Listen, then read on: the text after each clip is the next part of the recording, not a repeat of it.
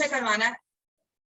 Distributional height after you dip a sphere in a cylindrical vessel, तो height क्या बन जाती है, पहली हाइट कितनी थी, अब हाइट क्या है, वो सब अगर निकालना हो, वो सब क्वेश्चन में हो, या फिर हमें सरफेस एरिया जो आपकी बुक का ही क्वेश्चन है, that there is a cuboid given and you place a sphere on the top and now find the surface area of the resultant figure. There's a toy in this form, एक shape है और इस पर आपने ऐसे hemisphere, बस करो अब, होगी ना बातें, इस पर आपने ऐसे हेमिस्फीयर प्लेस किया हुआ है।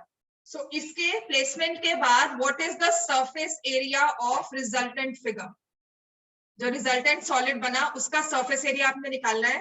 तो जो आपकी ये एजेस होंगी ये विजिबल होंगी, because if you have a square, square के अंदर आपने सर्कल को प्लेस किया है तो वो सर्कल पूरा स्क्वायर को कवर नहीं करता, ये पोर्शन जो है ये एज अ सरफेस बनकर हमारी फाइनल फिगर में आएंगे। तो हमें इसे स्क्वायर माइनस सर्कल का एरिया करना होता है और ऐड करना होता है कि कितनी सरफेस हमारे पास है। क्लियर हो गया इतना? चलो नेक्स्ट क्वेश्चन लिखो। There is water to a height of 14 centimeter in a cylindrical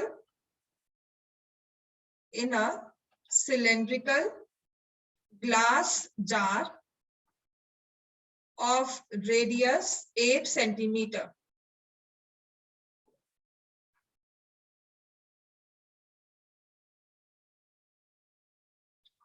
There is water to a height of 14 centimeter in a cylindrical glass jar of radius 8 centimeter. Inside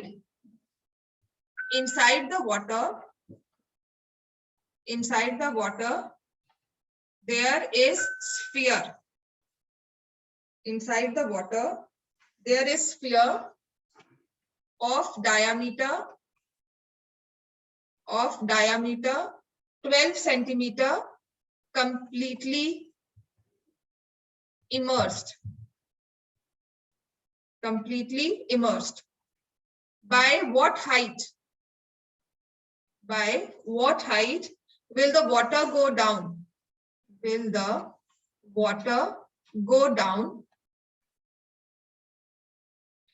the sphere is removed.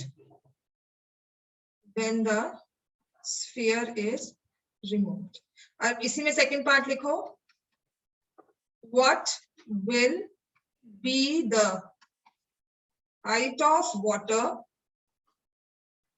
in the glass jar? हाँ, very good, इतना अच्छा बच्चा, समझ तो सारा आता है, अब सॉल्व भी करके दिखाओ। हाँ?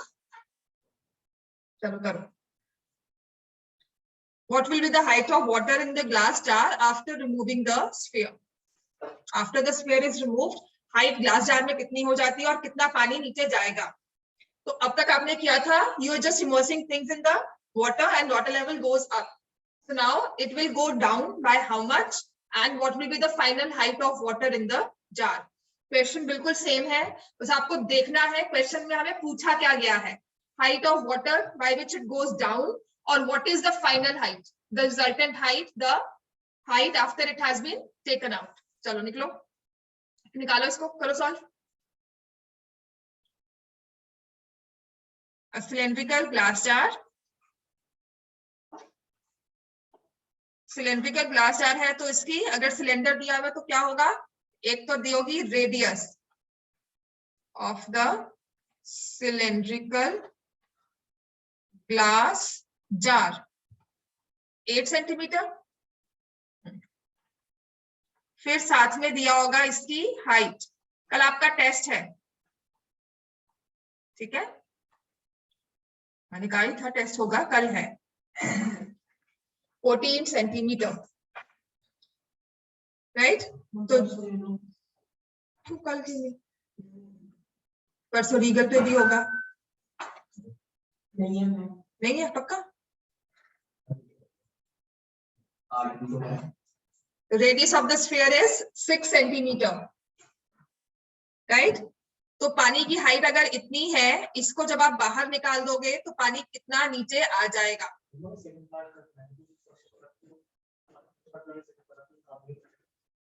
जो भी करना है निकालना तो आपको वही सेम एक चीज जैसे मर्जी निकाल लो, ठीक है। बस आंसर आपका जैसे अगर एमसीक्यू है तो आप कौन सा ऑप्शन मार्क करोगे वो डिपेंड करता है, राइट। अगर आपने सिर्फ इतना कहा है व्हाट गोज डाउन तो इतना काफी है। ऑलरेडी इसमें पानी इतना है 14 तक है, इतना पानी नीचे चला गया, ठीक है। This is height 14, so let me say that it goes by height of h, it goes down by height of h, right. तो अब आप क्या करोगे कि जब पानी नीचे गया है तो किस शेप में जाएगा, एक सिलेंडर फॉर्म होगा, ठीक है। तो the radius of cylinder with height h will be same as the volume of cylinder with height h will be same as volume of sphere. Radius तो आपकी 8 सेंटीमीटर, वॉल्यूम ऑफ स्फीयर। ये 14 का काम आपका तब आएगा जब आपको सेकंड क्वेश्चन पूछा होगा। हेलो,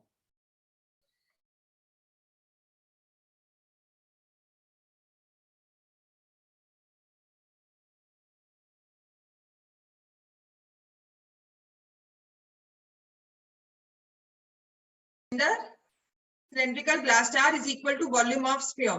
तो वॉल्यूम ऑफ सिलेंडर क्या होगा, pi r square, r is 8 square, height क्या है h, volume of sphere 4/3 pi r cube, r क्या हो जाएगा 6 का क्यूब। तो जो आपका कैंसिल होता है, सॉल्व करो इसको, हमें h निकालना है 4/3 इंटू 6 इंटू 6 इंटू 6 इंटू यहाँ से 1/8 1/8 करना था, ऐसे कर दिया, ठीक है। जब पानी का लेवल नीचे गया होगा तो एक नया सिलेंडर फॉर्म हो गया, पहले पानी यहां तक था। अगर मैं फिगर को ऐसे ड्रॉ करूं, अर्लियर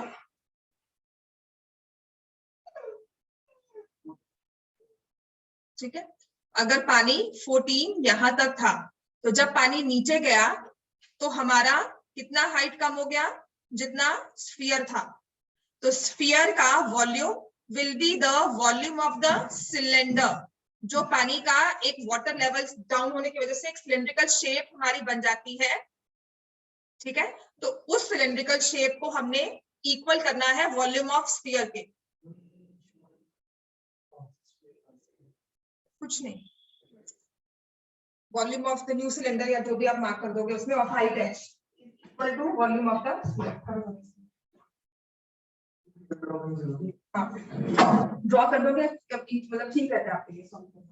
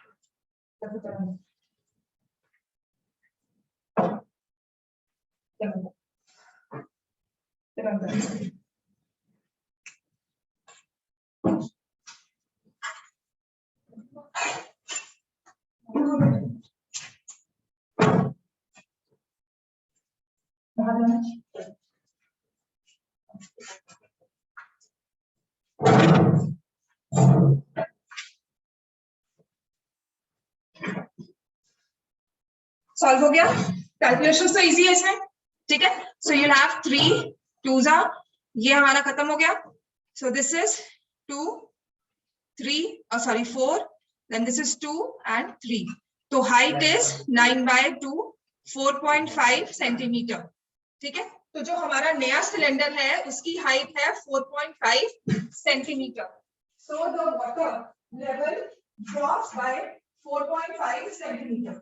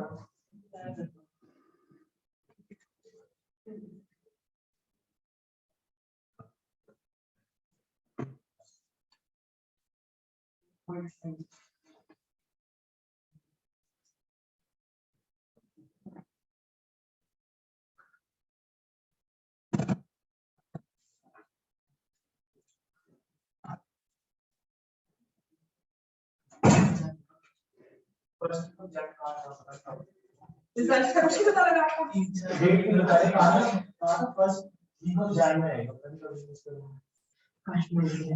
चलो, so this is the height by which the water level goes down.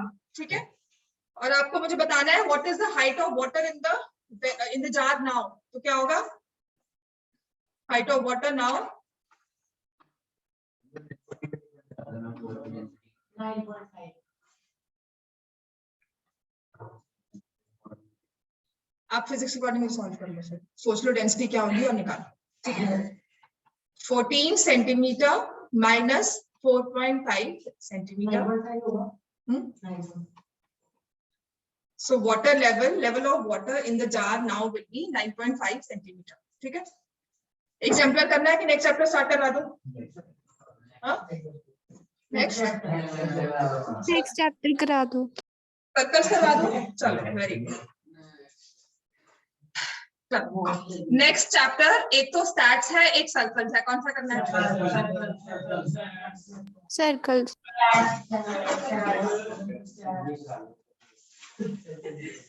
Circles ही होगा, अब तो सर्कल्स बोल चुका है, स्टैट्स नहीं, बहुत इजी चैप्टर है सर्कल्स। कल तो मैं थोड़ा बहुत 9th का चुप, या तुम बोलो या मैं बोलूं? पहले तुम बोलो, I'll wait। बोलो, और किसी ने बोलना वो भी बोल लो, फिर उसके बाद I'll start।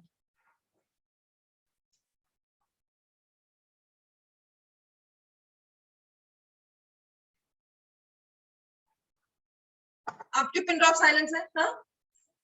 अब ऐसे ही होगा, कोई बोलेगा ना तो मैं बिल्कुल साइलेंट होकर सुनूंगी और वो ही बोलेगा फिर। ठीक है, बोलो जितना बोलना है। चलो नेक्स्ट हमें करना है स्टार्ट सर्कल्स चैप्टर 10। कल आपका टेस्ट होगा मेंस्ट्रुएशन का, कल ही है चैप्टर 10। नहीं आओगे तो मैं पेरेंट्स को फोन करके उस मौके पे बोलूंगी कल टेस्ट था और अच्छा नहीं आया। हाँ। तुम्हें क्यों लगा मैं तुम्हें पॉइंट आउट कर रही हूँ? बाकी बच्चे जो एब्सेंट है वो भी तो हो सकते हैं। हाँ ठीक है, सर्कल तुम्हारा तो बुक से ही होगा ना, तुम्हारा तो बेसिक है, तुम्हारा स्पेशल पेपर होगा। ठीक है, चैप्टर 10 सर्कल्स। हमें थोड़ा सा आपका चैप्टर 9 जो आपने 9th क्लास में चैप्टर किया था सर्कल्स का, उसको साथ लेके, उसके बेसिक कॉन्सेप्ट्स को साथ लेके हमें फिर ये चैप्टर समझना है। This is one step higher to what we have already done in class 9। पर वन थिंग, सर्कल्स का चैप्टर पहले ये इकट्ठा यूनिट होता था, अब थोड़ा सा 9th में थोड़ा 10th में ऐसे कर दिया। ठीक है, तो सर्कल को हम डिफाइन कैसे करते हैं बताओ? सेंटर होता है और वो तो किसी भी कोऑर्डिनेटर में नहीं होगी, क्लोज्ड फिगर जब भी हम लेते हैं, पॉलीगन लेते हैं, तो सर्कल को भी हम एक पॉलीगन कहते हैं विद इनफाइनाइट साइड्स। राइट, जिसको मैं कैसे समझाती हूँ कि अगर आप इस सर्कल को बहुत ज्यादा जूम कर दोगे तो इसके जब पिक्सेल्स ब्रेक हो जाते हैं, देन यू विल सी कि वहां पर छोटी छोटी साइड्स बन जाती हैं। कुछ नहीं करना, पेंट में एक सर्कल लेना, उसको जब जूम करोगे तो आपको लगेगा कि सारी जो एजेस हैं इसकी वो छोटे छोटे पोर्शंस में ऐसे ब्रेक हो गई। सो वी से circle is a polygon with infinite sides. Right? Other way to define is circle is collection of all points. मैंने एक फिक्स्ड पॉइंट लिया, मैंने कहा इसके एक इक्वल इतने डिस्टेंस पर एक पॉइंट मार्क करो, तो आपने एक मार्क कर दिया। ऐसे कितने पॉइंट्स और मार्क हो सकते हैं? क्या ये एक इकलौता पॉइंट है? आपने जितने भी पॉइंट्स इक्वल डिस्टेंस पे मार्क हो सकते थे आपने वो सब मार्क कर दिए। अब उनको मार्क करने के बाद हमने इन्हें जब ज्वाइन किया तो रिजल्टेंट फिगर जो हमें मिली उसे हम कहते हैं circle. A circle is collection of all points equidistant from a fixed point. Fixed point को हम बोल देते हैं center of the circle, equidistant जो इक्वल डिस्टेंस है उसको हम बोल देते हैं radius of the circle. Clear हो गया? राइट। नेक्स्ट, अगर इस सर्कल पर if I mark any 2 points on the circle, I take this circle, I mark any 2 points on this circle, ये और ये, तो अलोंग द सर्कल इस डिस्टेंस को हम क्या बोलते हैं? AB को आर्क ऑफ द सर्कल। ठीक है, जैसे आपने सेक्टर्स में किया था एरिया रिलेटेड टू सर्कल में, छोटा सेक्टर है, बड़ा सेक्टर है, minor arc, major, minor sector, major sector, ऐसे ही हमारी छोटी वाली आर्क हो जाएगी माइनर आर्क और मेजर। क्लियर हो गया? और अगर हमने इन A और B को एक स्ट्रेट लाइन से ज्वाइन कर दिया, A और B पॉइंट्स को स्ट्रेट लाइन से ज्वाइन कर दिया, तो क्या बन जाता है? Chord of the circle. Clear हो गया? और एक कॉर्ड जो है सर्कल को 2 पोर्शंस पे डिवाइड करती है। इन पोर्शंस को हम क्या बोलते हैं? बोलो, इन पोर्शंस को, ये क्या होता है? Segment. This is the minor segment और ये कौन सी है? Major segment. ठीक है, बेसिक्स ऑफ सर्कल यही होगा। Then what is measure of an arc? लिखो, what is measure of an arc? एक आर्क का मेजर क्या होता है? लेंथ ऑफ आर्क नहीं कह रही, मेजर ऑफ एन आर्क कह रही हूं, जिसे हम डिफाइन करते हैं angle made bye arc eight the centre. What is measure of an arc? Angle made bye arc eight the centre. मैंने ये AB आर्क ली, ये हमने सेंटर रखा था, इन्हें ऐसे ज्वाइन कर दिया, तो हम लिखते हैं measure of arc AB is equal to angle AOB is equal to theta. Whatever angle is made by the arc at the center is measure of that arc. Clear हो गया?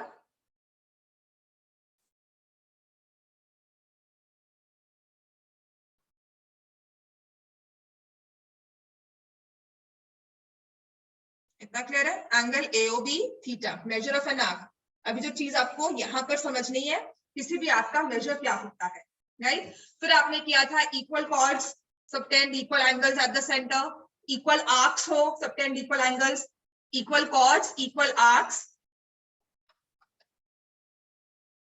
Equal chords equal arcs subtend equal angles at the centre. Clear हो गया? ये चीज हमने पढ़ी थी। फिर परपेंडिकुलर फ्रॉम सेंटर क्या होता है? बाइसेक्ट द कॉर्ड, ये भी किया था, है ना? याद है? Perpendicular from centre bisect the chord, very important theorem. अब यहाँ पर भी आप इसे बहुत बार यूज करोगे, इस क्वेश्चंस में भी बहुत बार यूज होगी, राइट? सर्कल के क्वेश्चंस डिफिकल्ट नहीं है, इजी है, प्रैक्टिकल है, 1 मार्क 2 मार्क के बहुत सारे क्वेश्चंस बन सकते हैं। Perpendicular from centre bisects the chord. और इसका कन्वर्स भी ये था कि if you have a chord और उसका हमने एक मिड पॉइंट ले लिया, the line joining the center and the midpoint of chord will always be perpendicular to chord. The converse, line joining the center and midpoint, line की book उठाना, वहां से सारी थ्योरम्स को एक बार रीड कर लेना, right?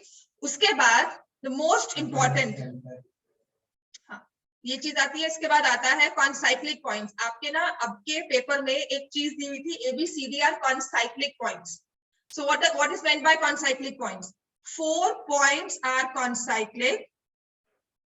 4 points are said to be concyclic if they lie on the same circle. ठीक है? concyclic points कौन से होते हैं? जो सेम सर्कल पे लाई करें। 3 नॉन कोलिनियर पॉइंट्स, अच्छा ये मैं करवाती हूँ, पहले ये लिख लो। 4 points are concyclic। आपका अभी रिसेंटली टर्म 1 का पेपर में आया था, the 4 points ABCD are concyclic points. So 4 points are concyclic if they lie on the same circle. 4 points are concyclic if they lie on the same circle. ठीक है? अच्छा, इस चीज concyclic मतलब सेम सर्कल पे लाई करते हैं, ठीक है? अच्छा, एक चीज समझना, मैंने आपको एक पॉइंट बना कर दिया ये, और मैंने कहा इस पॉइंट से पास होते हुए कितने सर्कल ड्रॉ हो सकते हैं। ये लिया, ये सर्कल पास होता है। So how many circles can be drawn which pass through a given point? How many circles? Infinite. एक पॉइंट से पास करने वाले there are infinitely many circles. ठीक है, ऐसे अब मैंने लिए 2 पॉइंट्स, ये था 1 पॉइंट। 1 पॉइंट से पास करने वाले इनफाइनाइटली मेनी सर्कल्स। 2 पॉइंट से पास करते हुए कितने सर्कल होंगे?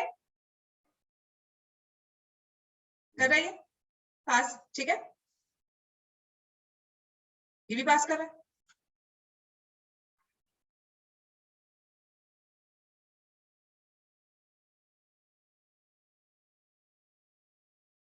ये भी पास कर रहा है। हाँ, तो क्या हो जाएगा? Infinitely many.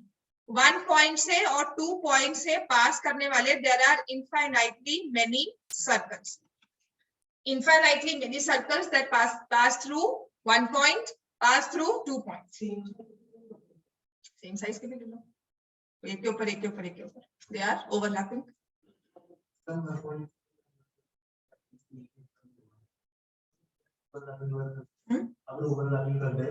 तो इनफाइनाइट तो होगा, पर है तो एक ही सर्कल है, मैं तो उसके काउंटर कर रही हूँ। सेम साइज के होंगे तो दो सर्कल्स के साथ तो पास हो रहे हैं ना, है ना। एक यूनिक सर्कल, मतलब I am talking of how many unique circles in your words. ठीक है, इतना क्लियर हो गया। अब आते हैं, if I have 3 non collinear points, 3 non collinear points, how many circles can be drawn passing through 3 non collinear points? कितने circle बनेंगे? 1 and only 1. There is only 1 circle which passes through 3 non-collinear points. ठीक है, हमेशा एक circle होगा जो 3 non collinear point से पास करता है, और इसे हम कहते हैं हर एक ट्रायंगल का एक ही सर्कम सर्कल बन सकता है। 3 नॉन कोलिनियर पॉइंट्स मतलब एक ट्रायंगल। ठीक है, only 1 circle can be drawn passing through 3 non-collinear points, passing through 3 non-collinear points. Only 1 circle can be drawn passing through 3 non-collinear points, which means every triangle has exactly 1 circle. मतलब 3 non collinear point से पास होता हुआ एक circle draw होगा, मतलब हर एक triangle के पास उसका अपना एक सर्कम सर्कल है ही। Every triangle has exactly 1 circumcircle, मतलब 3 नॉन कोलिनियर पॉइंट से पास करता हुआ एक सर्कल आप बना सकते हो। ठीक है, लेकिन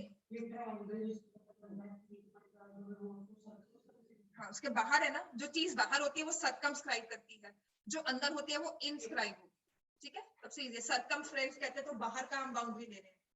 ठीक है ना, सर्कमफ्रेंस, हमने उसे सर्कमस्क्राइब कर दिया, उसे घेर लिया तरह से। क्लियर हो गया इतना? ठीक है, every triangle has exactly 1 circumcircle, मतलब 3 नॉन कोलिनियर पॉइंट्स बनाओगे तो एक ट्रायंगल बन गया, और एक ट्रायंगल का सर्कम सर्कल होगा ही होगा। क्लियर हो गया? इसका ब्रॉडली मीनिंग ये है। लेकिन जब मैंने, हाँ लिख लो, but when I talk of 4 non-collinear points in a plane, 4 non-collineer points क्या बनाते हैं? हाँ, तो हर एक क्वाड्रिलेटरल का सर्कम सर्कल होता है? नहीं। ठीक है, हर एक क्वाड्रिलेटरल के अराउंड आप सर्कल नहीं बना सकते, लेकिन every quadrilateral will not have a circumcircle, लेकिन जिस क्वाड्रिलेटरल, वो तो बन सकते हैं लेकिन हर क्वाड्रिलेटरल में नहीं बन सकते। ठीक है, तो every quadrilateral will not have a circum circle, लेकिन जिस भी क्वाड्रिलेटरल के पास उसका सर्कल हुआ, ठीक है, जिस भी क्वाड्रिलेटरल के अराउंड उसका सर्कल बन जाता है, ऐसे क्वाड्रिलेटरल के वर्टिसेस को हम कहते हैं कॉनसाइक्लिक पॉइंट्स। मतलब they lie on the same circle, they lie on same circle, और ऐसे क्वाड्रिलेटरल को हम बोलते हैं साइक्लिक क्वाड्रिलेटरल। इसे पढ़ लो, इसे याद करके लिख लो, because this is one thing which you use very much in this chapter. ठीक है, साइक्लिक क्वाड्रिलेटरल कौन सा होता है? वो क्वाड्रिलेटरल जिसके चारों पॉइंट सर्कल पर है, चारों वर्टिसेस। शेप कुछ भी हो, मुझे नहीं पता, वो एक सिंपल क्वाड्रिलेटरल भी हो सकता है, वो पैरेललोग्राम भी हो सकता है, वो रेक्टेंगल भी हो सकता है, वो स्क्वायर भी हो सकता है, वो रोम्बस भी हो सकता है, any shape, but it has to be all the four vertices has to have all its four vertices on the circle, और तब हम उसे बोलते हैं साइक्लिक क्वाड्रिलेटरल। क्लियर हो गया इतना? तो आपको जो ये क्वेश्चन आता था ना कॉनसाइक्लिक पॉइंट्स, ये इसी चीज को यूज करा था, और ये 9th के कॉन्सेप्ट से बेस पे था कि 9th में आपने पढ़ा हुआ है तो आपको पता होगा, चाहे 10th में आपको सर्कल्स नहीं करवाए, इसीलिए उन्होंने वो क्वेश्चन एक रख दिया था। ये तो ठीक है, हमारे पास चॉइस थी, हमने सबने स्किप कर दिया, मुझे लगता नहीं किसी ने भी अटेम्प्ट किया होगा वो, ठीक है ना, कॉनसाइक्लिक छोड़ दिया होगा। लेकिन बाई चांस अगर चॉइस ना होती तब क्या करते? तब छोड़ जाते, मैम पता क्या था, ये क्या था, वो क्या था, कैसे करते? तो दैट इज बिकॉज अब के 12 बोर्ड्स क्या सोचता है कि 9th पढ़कर आया ना तो एक दो क्वेश्चन 9th के भी डाल, ठीक है, 2-3 साल से बोर्ड जैसे सोच रहा है कि 9th के एक दो क्वेश्चन डालो क्योंकि 9th भी पढ़कर आए हो, पास करके आए, ठीक है। चलो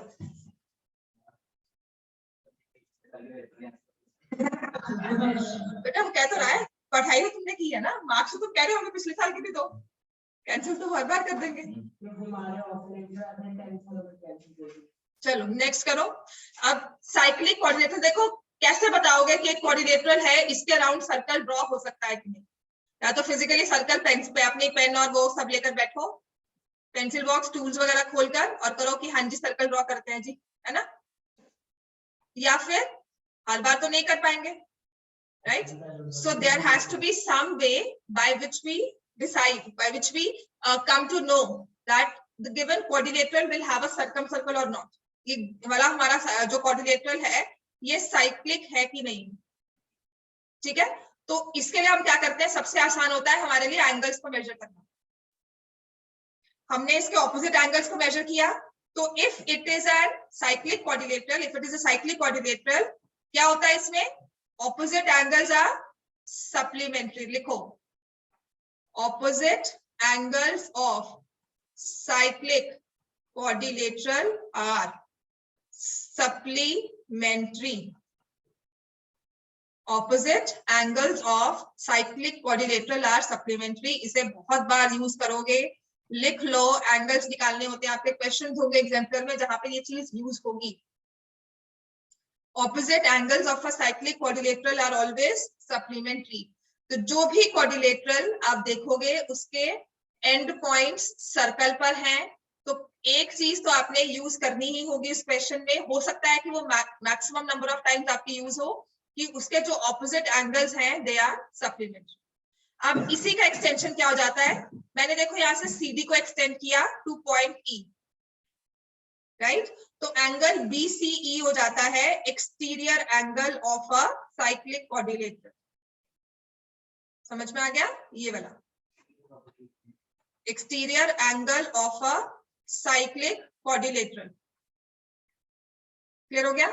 this is always equal to interior opposite angle.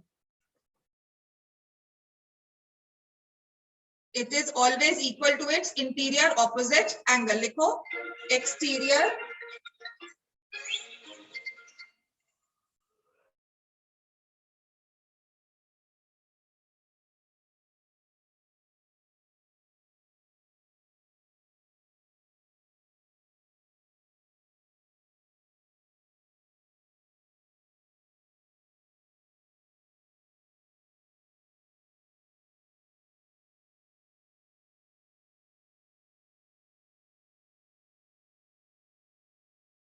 बता रही हूँ।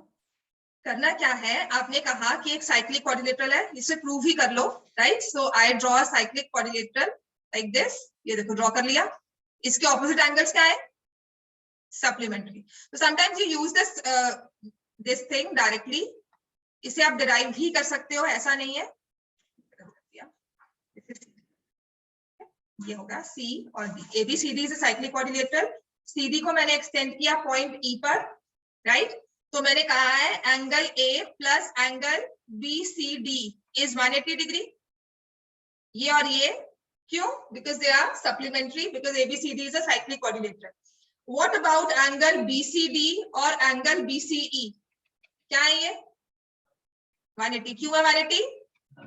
Linear pair. ठीक हो गया, लीनियर पेयर। तो आपने कहा angle A plus angle BCD is equal to angle BCD plus angle BCE. Clear हो गया? दोनों का सम 180 के इक्वल था, हम दोनों को इक्वेट कर दिया, ये कैंसिल हो गया। Angle A is equal to angle BCD, जिसे हम लिखते हैं exterior angle of a cyclic quadrilateral is equal to interior opposite angle. Exterior angle of a cyclic quadrilateral is equal to its interior opposite angle. इसे directly use कर लेते हैं rule को, आपको प्रूव नहीं करना होगा। ठीक है, बनेगा प्रूफ सही कि हमें ऐसे ड्राइव किया कि यहाँ से a प्लस बी लिया, इस दोनों को सम लिया, फिर इन दोनों को सम लिया and then we eliminate, right? इतना क्लियर हो गया? देखिए सब नहीं है, यहाँ तक कोई प्रॉब्लम नहीं। अच्छा, इसमें एक और चीज थी नेक्स्ट आपकी जो इंपॉर्टेंट है। At you draw a circle, right? एक मैंने आर्क ली या एक कॉर्ड ले ली, this is chord A B, और यहाँ पर हमने एक सेंटर लिया। Angle made by chord or arc at the center, angle AOB. And what is the angle made by the same chord or the segment on the circle? ठीक है, तो यहाँ पर जाएगा in the remaining part, ये आ गया ACB।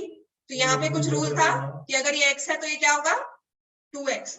So angle made by, इसको simplified version में कह रही हूँ, इसकी स्टेटमेंट तो अलग थी।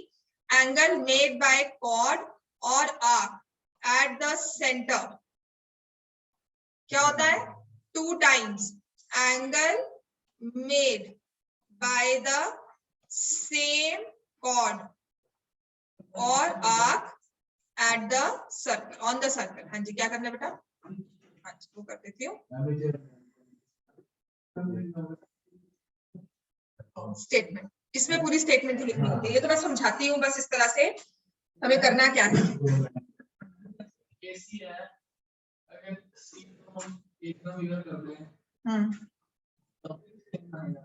हाँ मर्जी ले जाओ, बस वो भी बताऊंगी सारा जो इसका करना होता है, जो ध्यान रखने वाली बात होती है इसको लिखने दो पहले।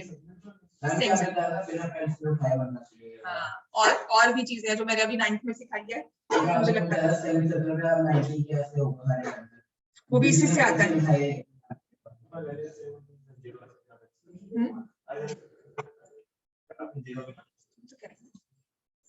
क्लियर हो गया? राइट, चलो लिख लिया तुमने पार्ट, यहाँ तक लिख लिया? ये लिखो। आपने एक सर्कल लिया, ठीक है, मैंने आपको एक पीस ऑफ सर्कल दिया ऐसे, और मैंने इसे कहा कट कर दो, राइट? तो आपने इसको 2 टुकड़े कर दिए, इस तरह से कट किया, तो हर एक पोर्शन को हम बोलते हैं सेगमेंट। ठीक है, तो ये आर्क है, इसका सेंटर कहीं यहाँ होगा सर्कल का, चाहे ये वाली सेगमेंट हो, चाहे ये वाली सेगमेंट हो, चाहे ये सेगमेंट हो, सर्कल तो सेंटर तो यही है, राइट? तो अगर मैं इस वाले पॉइंट से देखती हूँ तो दिस इज द सेंटर। अब जो एंगल इस आर्क से या इस कॉर्ड से बनेगा वो यहाँ पर। क्लियर हो गया? So they should be on the same segment, on the same side, right? मतलब मैं क्या कहती हूँ कि जिस तरफ से इसका मुंह खुल रहा है उसी तरफ से इस एंगल का मुंह खुलेगा।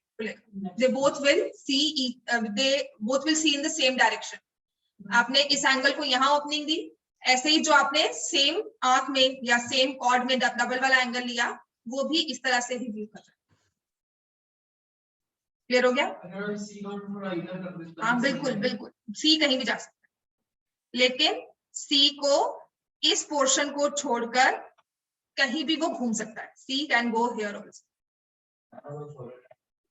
हाँ, वो ऊपर नहीं जाना चाहिए, ठीक है, राइट? आपने कहा in the same segment on the remaining part of it, ठीक है, by the same chord on the circle, जो भी इनका सेम साइड पे आता, राइट? दैट्स व्हाई मैं समझाती ऐसे हूँ, लेकिन एग्जैक्ट स्टेटमेंट इसकी ये नहीं, ये कहीं भी जा सकता है, लेकिन ये सारे एंगल्स एक्स ही होंगे क्योंकि ये सेंटर वाला एंगल आपका 2x है। क्लियर हो गया? क्लियर हो गया? ये नहीं क्लियर हो गया? हाँ ठीक है, दिस इज योर सर्कल, आपने ये सेंटर पे एंगल बनाया, ठीक है, ये थीटा। अब जब भी हम एक एंगल ड्रॉ करते हैं, दो बनते हैं एंगल्स, एक तो माइनर एंगल बना, एक हमारा ये रिफ्लेक्स वाला बन गया। एक एक्यूट एंगल बनता है, एक रिफ्लेक्स बन जाता है, ठीक है।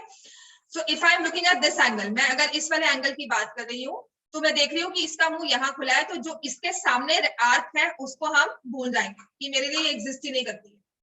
तो जो दूसरा एंगल जाएगा इसके साथ रिलेशन में, it has to go in the remaining part. समझ में आ गया? तो इसके सामने नहीं जाएगा, इसके पीछे ही रहेगा वर्ड, सॉरी, ठीक है। इसके सामने नहीं जाएगा, इसके पीछे कहीं भी जा सकता है, ऊपर से जाए नीचे से जाए कोई फर्क नहीं पड़ेगा, बट हाँ it has to stay on the circle. मतलब मैं ये पॉइंट अगर गलती से बाहर ले रही हूँ तो ये नहीं है कि बाहर जा रहा है, राइट, वो उसके सर्कल के बिल्कुल पॉइंट ऊपर होगा, एंगल का वर्टेक्स सर्कल पर होगा। क्लियर हो गया? तो ये हमारा है एंगल एट द सेंटर। इसको बहुत अगर मुझे सिंप्लीफाई करके समझाना है तो मैं ऐसे ही समझाती हूँ, angle at the centre is 2 times angle at the circumference at the angle on the circle, 2 times angle on the circle। और समझाने वाली बात है कि वही आर्क, जिस आर्क को इसने ब्लॉक कर लिया, जिस पर हमने एंगल को मेजर किया, वो हमारा पोर्शन खत्म हो जाएगा, ये हमारे लिए एग्जिस्ट नहीं करता, ठीक है। तो यहां पर एंगल नहीं बन सकता, इसको छोड़कर कहीं भी एंगल बना। क्लियर हो गया इतना? ऐसे ही मेजर आर्क भी तो हो सकता था, राइट? हाँ, तो ऐसा भी हो सकता था, आपने ये लिया angle at the centre, right, तो ये हमारा पॉइंट O है। अब मैंने कहा कि खत्म कर दो इस वाले पोर्शन को, ये वाला अलग हो गया, ठीक है। So now you are measuring this angle, तो इसके साथ इस रिलेशन वाला एंगल कौन सा होगा? जो यहां है। तो यहां पर कहीं भी, could be like this also, could be like this also, anywhere। ठीक हो गया? अब क्लियर है? हमने सर्कल में से सेक्टर कट कर लिया, जो सेक्टर हमने रखा, जिस पोर्शन को हमने रखा है अंदर वाले पोर्शन को, ये बाहर वाला एंगल मेजर करेंगे और इसके साथ रिलेशन में वहां पर एंगल लेके चलेंगे। क्लियर हो गया? हमने एक सर्कल लिया, उसे कट कर लिया, सेक्टर कट कर लिया, उसमें से 2 पोर्शंस मेरे पास आ गए। तो अगर मैंने इस सेक्टर को पकड़ा है, तो यहाँ पर जो इसके अंदर एंगल बन सकता है वो इसके साथ रिलेशन है। इतना क्लियर हो गया? तो यहीं से आता है angle at the centre 2 times angle on the circle and angles in the same segment are equal. Angles in the same segment are equal. बताती हूँ तो लिख लो। Angles in the same segment of a circle are equal. जैसे मैंने आपको समझाया कि आपने एक सर्कल लिया, राइट, और उसे 2 पोर्शंस में कट कर लिया।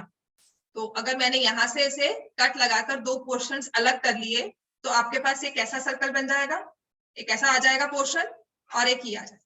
तो इन्हें हम बोलते हैं सेगमेंट, ठीक है ना। अलग अलग, एक छोटी सेगमेंट है, एक बड़ी, माइनर एंड मेजर। तो सेंटर इनका यही होगा। तो यहां से जो भी एंगल बनता है वो आपस में सब क्या होंगे? इक्वल, सेम सेगमेंट में।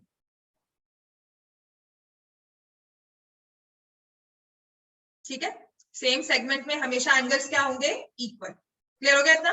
Angles in the same segment of a circle are equal. लिख लो इस चीज को, बार बार यूज करोगे। आपका जो चैप्टर सिमिलर ट्रायंगल था उसमें सर्कल वाला क्वेश्चन थे ना, है ना, उसमें यही चीज यूज की थी, angles in the same segment are equal.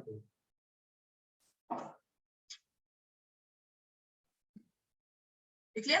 चलो नेक्स्ट लिखो। अब गिवन यू सर्कल, ये इसका सेंटर, जब सेंटर के अंदर हमारा थीटा एंगल है, तो जो बाहर वाला एंगल है उसके ट्वाइस तो नहीं होगा? सेंटर वाला ट्वाइस नहीं, ये जैसे आपने ये वाला बनाया है, तो फिर इसका नाम बाहर वाला एंगल होगा, वो ट्वाइस के ट्वाइस वाला नाम हाफ होगा। हाँ वही तो 90 लेंगे मैक्सिमम। अच्छा चलो, मैंने ये वाला एंगल दिया ACB, आपने मुझे बताना है रिलेशन क्या क्या है, और ये है AB। चलो इन 3 एंगल्स के बीच में रिलेशन बताओ। एक आपके पास ये एंगल है, ACB है, और AOB।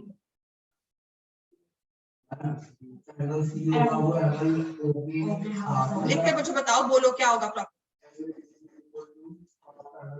हाँ, हाफ एंगल AOB।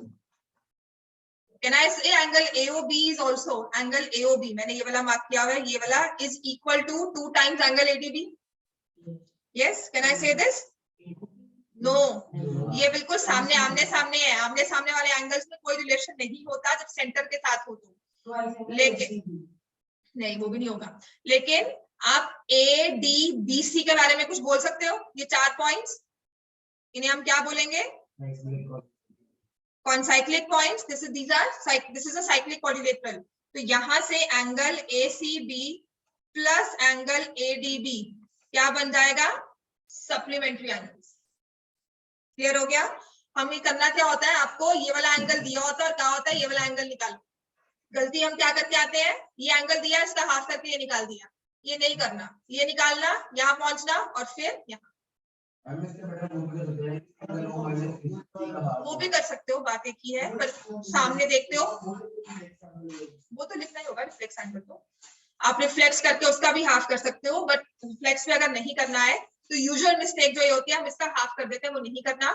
इससे इसका हाफ कर दो, you want to use a theorem and then come with cyclic coordinator to the other angle जो हमें पूछा गया है, कि हमें सेम सेगमेंट में होना, उनकी सेम तरह होना उनका जरूरी है ऑन द रिमेनिंग पार्ट्स।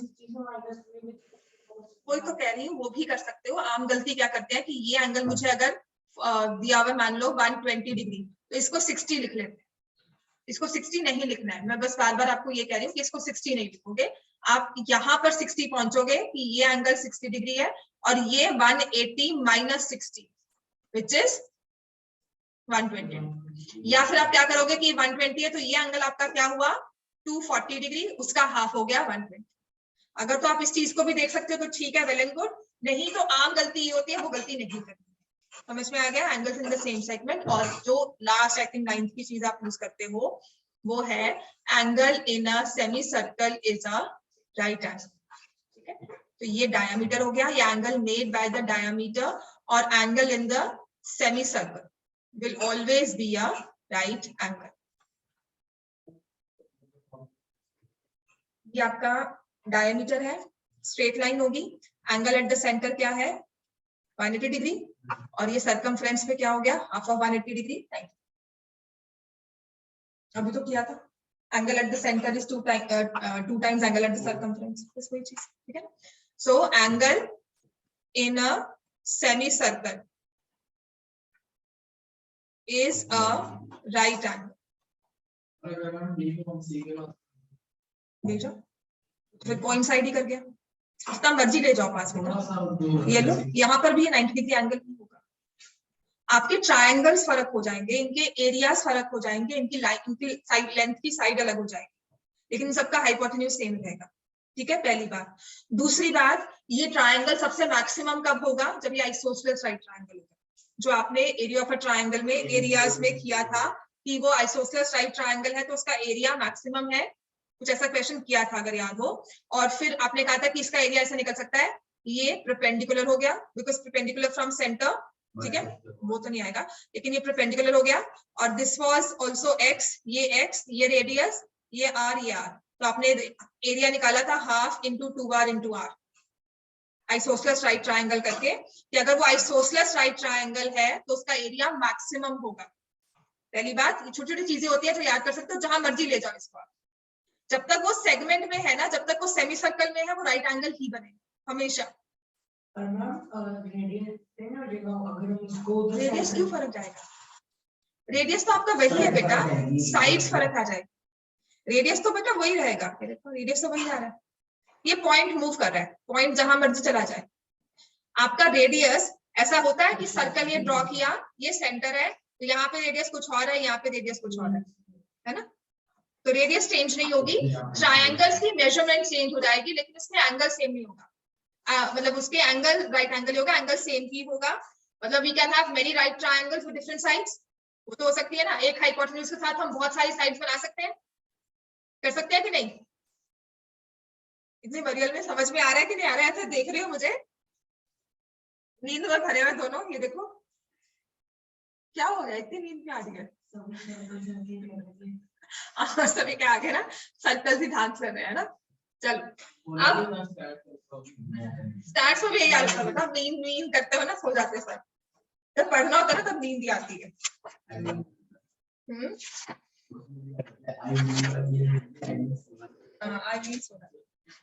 ठीक है, अब आते हैं हमारा जो अब 10th का कॉन्सेप्ट शुरू होगा सर्कल्स का।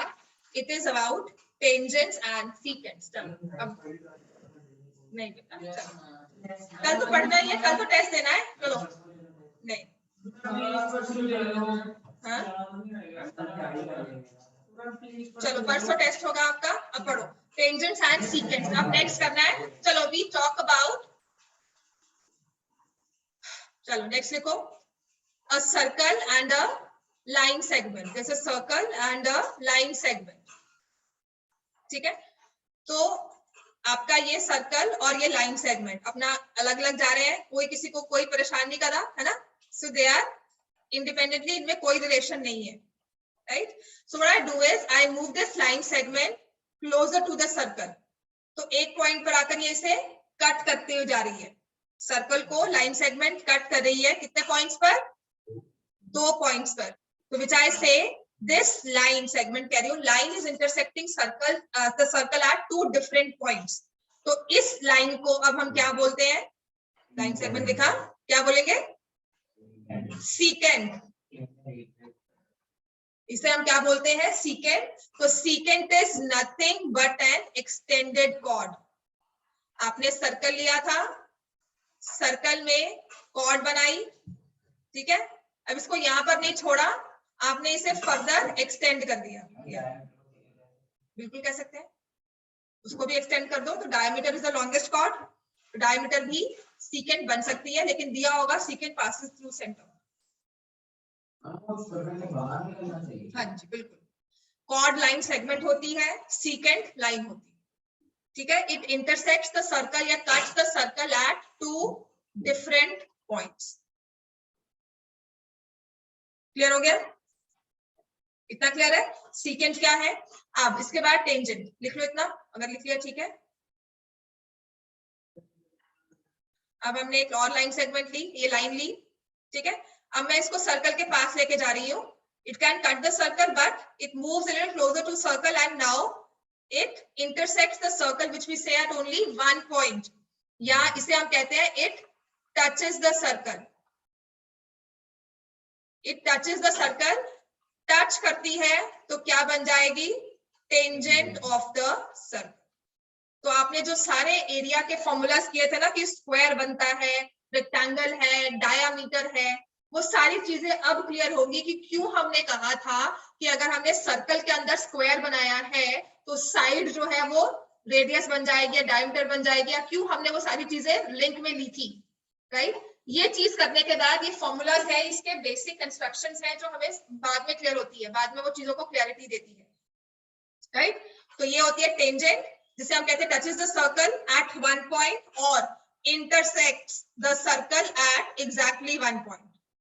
इंटरसेक्ट द सर्कल, ये भी कभी कभी दिया होता है। रेडियस कॉर्ड होती है,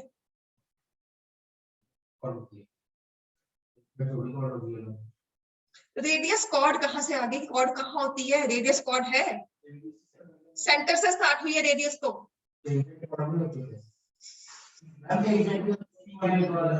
सीकेंट कॉर्ड होती है, सीकेंट 2 पॉइंट्स पे इंटरसेक्ट करना है, टेंजेंट ने एग्जैक्टली 1। कॉर्ड जो सीकेंट है वो मूव करने के बाद टेंजेंट बन सकती है, ठीक है। तो एग्जैक्टली 1 पॉइंट ये लिखा जाता है, इस चीज को याद कर लेना, ये एमसीक्यूज में मिल जाएगा आपको। The line which intersects the circle at exactly 1 point is a tangent, 2 different points is a secant। Clear हो गया? हाँ, पहले वाला क्वेश्चन ही है, जो मैंने बोला था मुझे भुला दिया। क्या secant tangent के बीच में मैंने जो बोलना था, हाँ, it touches the circle, tangent दोनों है, तो याद रखना secant और tangent को कंफ्यूज मत करना। मैंने कहा है, बंद करो, कहा है। चलो नेक्स्ट लिखो।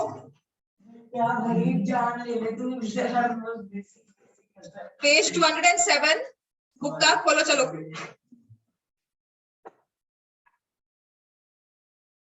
पेज 207 पर ये आपको लिखा हुआ है, देखो, you have seen a tangent to a circle is a line. Page 207, tangent to a circle के नीचे देखो एक पॉइंट बोल्ड में लाइन लिखी हुई है, intersects the circle eight only one point. हाँ, जो चीज बोलनी थी वो देखो, intersects the circle at exactly one point, ठीक है। और इस पॉइंट को हम क्या बोलते हैं, लिख लो ये चीज,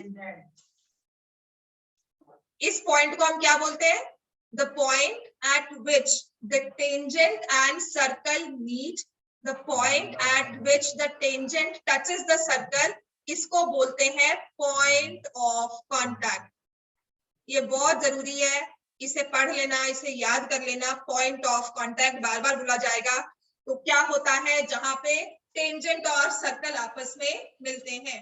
इसने आपको एग्जांपल भी दिया हुआ है कि पुली बनाया हुआ है, ऊपर रस्सी लगी हुई है ऐसे, और एक सर्कल के साथ इसे बांधा हुआ है, ठीक है ना। तो ऐसे जब ये जाता है तो इस पॉइंट को पॉइंट ऑफ कांटेक्ट कहेंगे। क्लियर हो गया?